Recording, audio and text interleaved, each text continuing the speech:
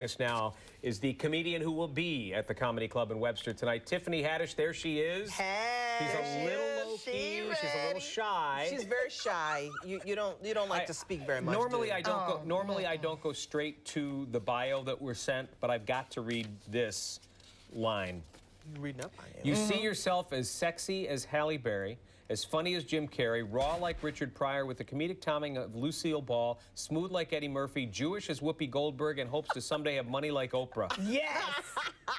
They didn't put Tom Hanks' Oscars in there, did they? Oh, no, I didn't know. No. Do you have that yet? Maybe you've crossed it off of your bucket list? Oh, no Oscar yet. I've dated a guy named Oscar, but no actual Oscar just yet. But I'm working on it. Yeah? I'm working on it. Oh my God. Yeah. You've got a real interesting story too. Tell us about where you come from, like your background. So I was born in South Central Los Angeles, and had a mom, had a dad, then didn't have a dad. Then mom kind of got mentally ill. She had a really bad car accident, so she couldn't function much.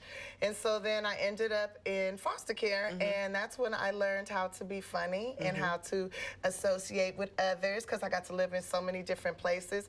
But at first I was getting in trouble a lot. And then my social worker was like, you got two choices this summer. You can go to the Laugh Factory Comedy Camp, or you can go to psychiatric therapy, because something is wrong with you, child.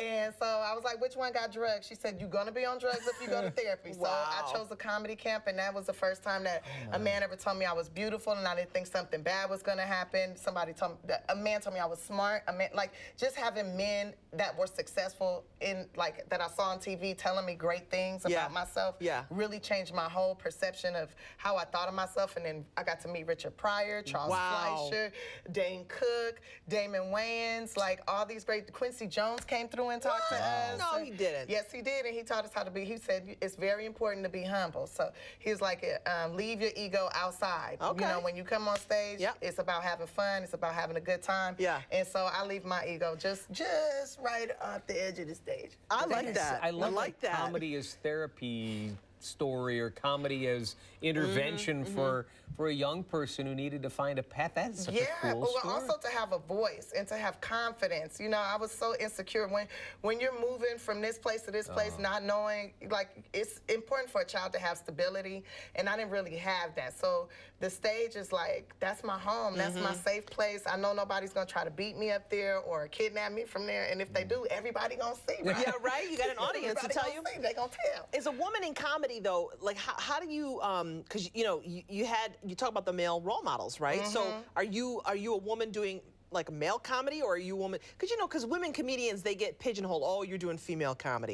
You're making jokes about, you know, women stuff. Yeah. Right? I mean, I don't know. Do you blend it? I make jokes about human stuff. Yeah. And yeah, women stuff, because that's what I am. Being that's human. what I know. Right. You know, I have a uterus, so I'm going to talk about and that's just comedy all day. In that, yeah, that is comedy all day. This scares him. It makes him uncomfortable. I don't know. He's been working with me a long time, so he's not afraid. I've been working with her so long, I almost feel like I have a uterus. Oh my God! Can we tweet that right now? Please, can we please tweet that? That's got to be. Tweet it. Yeah. But yeah, you know, I try to. Well, you made her laugh. You made the comedian laugh. Do you realize good. this? Yeah. That's good. You touch my soul. You touch my soul. I have good writers. Yeah, you do. Your brain. But one thing that strikes me about you are making.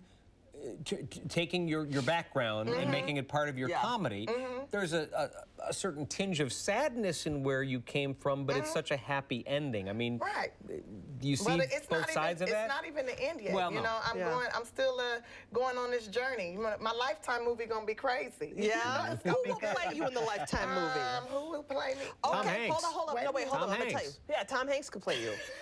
So I was thinking Robert Downey Jr. because he could be anybody. Yeah, he is pretty elastic. Did you see him in Tropic Thunder? I got to the movie late because of who I am. I got there late, and I was like, when is Robert Downey Jr. gonna show up? When is he gonna show up? You had no idea. I had no idea he was the black guy. I had no idea. Oh my gosh! So you're at the Comedy Club in Webster, and the good news, we got more time with you. We got part 2. Oh, part 2. Yeah. Mark, just so I know, is it this Oscar tonight? See? She was last night. Tonight, tomorrow, and Sunday? That's right. No. Tonight, Tomorrow, because Sunday is Mother's Day, and I got a lot of foster moms to go give love to. Oh, You know you're what the I'm saying? best. That's so sweet. Yeah. Do you keep in touch with them? Like 2 of them. 2 of them. Yeah. Okay. Yeah. We're going to have more with Tiffany when we come back after 8 o'clock. We also have weather, traffic, and your local headlines coming up next. Will you try to be funny, please? I mean, Okay, I might cry a little